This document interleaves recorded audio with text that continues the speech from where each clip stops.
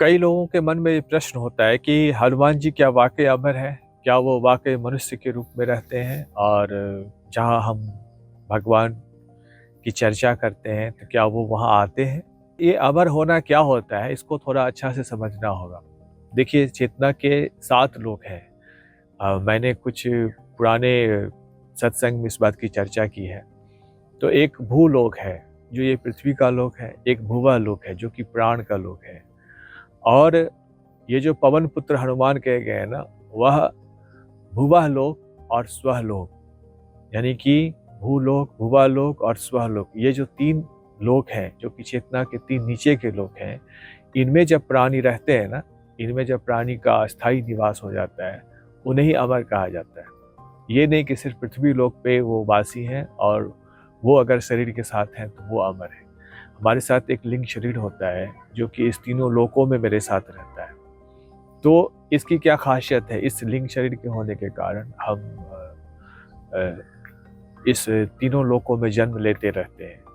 और जो भगवान के पार्षद हैं, जो भगवान के फरिश्ते हैं जिन्हें हम कहते हैं, जो देवदूत हैं, उन्हें लिंग शरीर की भी आवश्यकता नहीं होती है।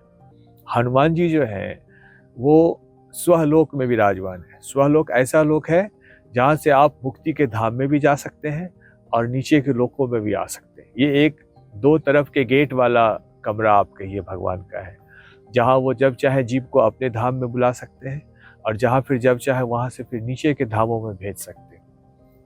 तो जो देवदूत होते हैं ना, वो उसी लोकों में निवास करते हैं। बहुत सारे ऋषि मुनि हैं जिनके आश्रय से हमारे संप्रदाय चलते हैं।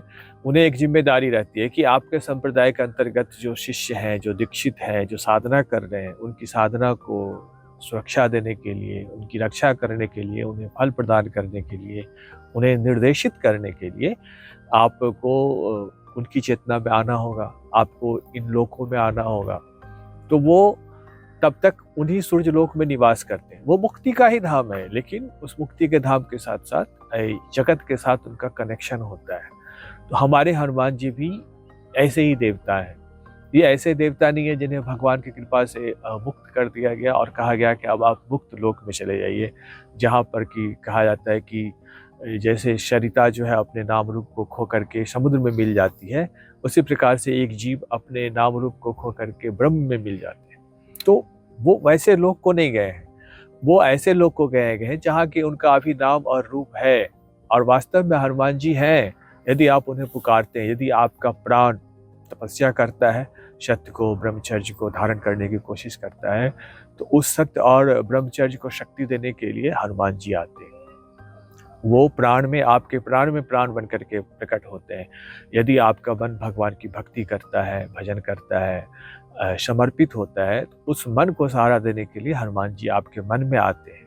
आपकी बुद्धि यदि ब्रह्म के बारे में विचार करती है, सात्विक वृत्ति को धारण करती है, जगत की वासनाओं का त्याग करके, जो ज्ञानियों की एक विशालता होती है, जो सत्व का एक विशाल हृदय है जिसमें कि उदारता है, क्षमा है, अहिंसा है, मैत्री है, करुणा है, मुदिता है, इन सब चीज़ों को धारण करने लगती है, तो हनुमान जी आपके उन वृत्तियों को वृत्ति के रूप में पोषित करने के लिए अवतरित होते हैं। यही हनुमान जी का आना है। हनुमान जी हर एक सत्संग में, पंडाल में कुर्सी पे बैठने के लिए नहीं आते हैं, लेकिन वो आते हैं यदि आपका मन, आपका प्राण, आपकी बुद्धि उन्हें कॉल करती है।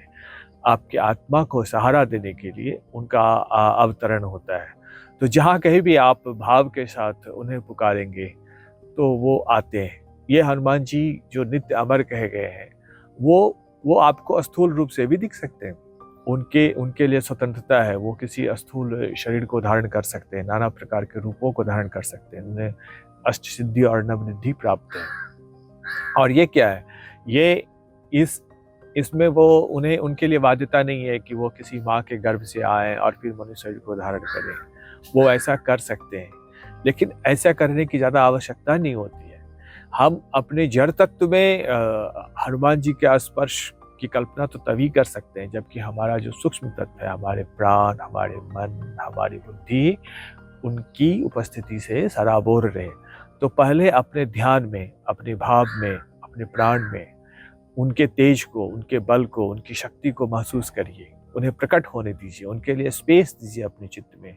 आपकी जो श्रद्धा है, आपकी जो तपस्या है, आपका जो समर्पण है, आप उसके द्वारा पहले उन्हें अपने चित्त में प्रकट होने दीजिए, उन्हें अपना काम करने दीजिए।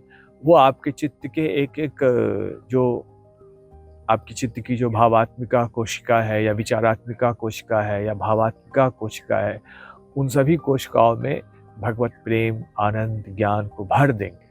और जब वो भर देंगे तो फिर आपको उनकी उपस्थिति का हर एक समय भान होगा और आपको लगेगा कि जो हनुमान जी ने किया है, जो हनुमान जी ने जिस अवस्था को प्राप्त किया है, मुझे भी वही अवस्था प्राप्त करना है। और हनुमान जी ने अपनी शर्तों पर जिस तरीके से साधना की है, उन्होंने जो साधना की शर्तों का अनुपालन किया है और जिस तरीके से उन्होंने त्याग किया है, उन्होंने जिस तरीके से वैराग्य को धारण किया है और उन्होंने जिस तरीके से एक कठिन मार्ग को चुना है जो कि सत्य का मार्ग होता है, जहाँ पर कि परमेश्वर के लिए लोग अपनी निजी इच्छाओं को, कामनाओं को, वासनाओं को त्याग करके एक बृहत्तर उद्देश्य के लिए, जगत के एक बृहत्तर कल्याण के लिए जो शुचिता को, मुदिता को, पवित्रता को धारण करते हैं, उन सब चीज़ों को धारण करना हमारा कर्तव्य है। तो आप हनुमान को अपने भीतर में मूर्त कर रहे होते हैं। और फिर वो हनुमान जी कौन है? साक्षात भक्ति है, साक्षात ज्ञान है, साक्षात भगवान के प्रेम है जो कि आपके हृदय में प्रकट होता है। और आप देवताओं के समान उस महान एक जो मिशन है, जो परमेश्वर का मिशन है, जहाँ पर कि देवदूत का जो काम है, जो सत्य के लिए, प्रकाश के लिए, अंधकार को जीतने के लिए, जगत के दुख दर्द को हरने के लिए किसी भी देश में, किसी भी काल में प्रकट होते रहते हैं, वैसे ही हनुमान जी हैं। क्या आपको लगता है कि हनुमान जी किसी एक ही धर्म में आते रहते हैं?